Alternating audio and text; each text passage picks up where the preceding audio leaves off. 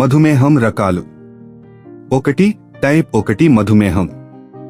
ఇది ఒక ఆటోఇమ్యూన్ వ్యాధి.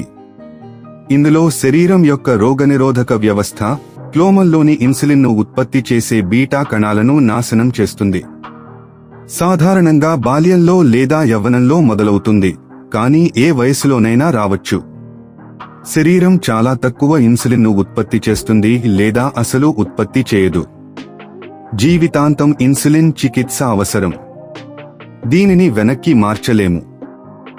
LADA కూడా టైప్ 1 మధుమేహంలో ఒక రకమే. ఈ వ్యాధి గురించి మనం మరో వీడియోలో మరింత వివరంగా చర్చిద్దాం. 2. టైప్ 2 మధుమేహం. ఇది అత్యంత సాధారణమైన రకం. సుమారు 90–95% మధుమేహ కేసులు ఇన్సులిన్ నిరోధకత మరియు ఇన్సులిన్ ఉత్పత్తిలో క్రమంగా తగ్గుదల వలన వస్తుంది. అధిక బరువు, శారీరక శ్రమ లేకపోవడం, కుటుంబ చరిత్ర మరియు వృద్ధాప్యంతో దీనికి బలమైన సంబంధం ఉంది. ఆరోగ్యకరమైన జీవనశైలి మార్పులు, నోటి ద్వారా తీసుకునే మందులు మరియు కొన్నిసార్లు ఇన్సులిన్తో దీనికి చికిత్స చేస్తారు. ప్రారంభంలోనే చికిత్స చేస్తే కొన్నిసార్లు వ్యాధి తగ్గుముఖం పట్టవచ్చు. దీనిని తరచుగా రివర్సల్ అని పిలుస్తారు. 3. గర్భధారణ మధుమేహం. గర్భధారణ సమయంలో వస్తుంది.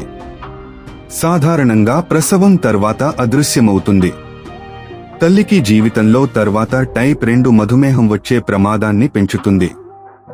గర్భధారణ సమయంలో జాగ్రత్తగా పర్యవేక్షణ అవసరం. 4. ఇతర నిర్దిష్ట రకాలు.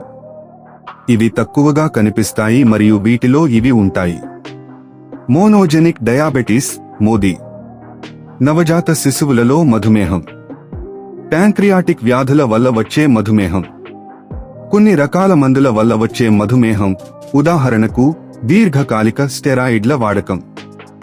హార్మోన్ల లోపాలు లేదా జన్యుపరమైన సిండ్రోమ్లతో సంబంధం ఉన్న మధుమేహం. మధుమేహాన్ని నయం చేయవచ్చా? టైప్ 2 మధుమేహం. అవును, కానీ కొంతమందిలో మాత్రమే. మరింత ఖచ్చితంగా చెప్పాలంటే దీనిని డయాబెటిస్ రిమిషన్, మధుమేహ ఉపశమనం అంటారు. ఒక వ్యక్తి ఈ క్రింది పరిస్థితులలో ఉపశమనంలో ఉన్నట్లుగా పరిగణించబడతారు. మధుమేహాన్ని తగ్గించే మందులు తీసుకోకుండా కనీసం 3 నెలల పాటు HbA1c 6.5% కంటే తక్కువగా ఉన్నప్పుడు. ఈ క్రింది పరిస్థితులలో ఉపశమనం పొందే అవకాశం ఎక్కువగా ఉంటుంది. మధుమేహం ఇటీవల గత కొన్ని సంవత్సరాలలో నిర్ధారణ అయినప్పుడు. మీరు అధిక బరువుతో ఉంటే, మీ శరీర బరువులో 10–15% తగ్గినప్పుడు. మీరు ఆరోగ్యకరమైన కేలరీలు నియంత్రిత ఆహారాన్ని అనుసరించినప్పుడు. మీరు క్రమం తప్పకుండా వ్యాయామం చేస్తారు, వారానికి కనీసం 150 నిమిషాలు, అదనంగా స్ట్రెంగ్త్ ట్రైనింగ్ కూడా. మీరు చక్కెర పానీయాలకు మరియు అధికంగా ప్రాసెస్ చేసిన ఆహారాలకు దూరంగా ఉంటారు. కొంతమంది బేరియాట్రిక్, బరువు తగ్గించే శస్త్రచికిత్స తర్వాత వ్యాధి నుండి ఉపశమనం పొందుతారు. వ్యాధి నుండి ఉపశమనం పొందినప్పటికీ మధుమేహం తిరిగి రావచ్చు. కాబట్టి ఆరోగ్యకరమైన అలవాట్లు మరియు క్రమం తప్పని వైద్య పరీక్షలు చాలా అవసరం. టైప్ 1 మధుమేహం. లేదు. ఇన్సులిన్ను ఉత్పత్తి చేసే కణాలు నాశనం కావడం వల్ల క్లోమం ఇకపై తగినంత ఇన్సులిన్ను ఉత్పత్తి చేయదు. జీవితాంతం ఇన్సులిన్ చికిత్స అవసరం. గర్భధారణ మధుమేహం. సాధారణంగా ప్రసవం తర్వాత తగ్గిపోతుంది. అయితే గర్భధారణ మధుమేహం ఉన్న మహిళలకు భవిష్యత్తులో టైప్ 2 మధుమేహం వచ్చే ప్రమాదం ఎక్కువగా ఉంటుంది, కాబట్టి వారు క్రమం తప్పకుండా పరీక్షలు చేయించుకోవాలి. ముఖ్య సందేశం. ముఖ్యంగా ముందుగానే చికిత్స చేసినప్పుడు గణనీయంగా బరువు తగ్గడం మరియు దీర్ఘకాలిక ఆరోగ్యకరమైన జీవనశైలి మార్పులతో టైప్ 2 మధుమేహాన్ని తరచుగా ఉపశమనంలోకి తీసుకురావచ్చు. టైప్ 1 మధుమేహాన్ని నయం చేయలేము, ఎందుకంటే శరీరం ఇన్సులిన్ను ఉత్పత్తి చేసే సామర్థ్యాన్ని శాశ్వతంగా కోల్పోతుంది.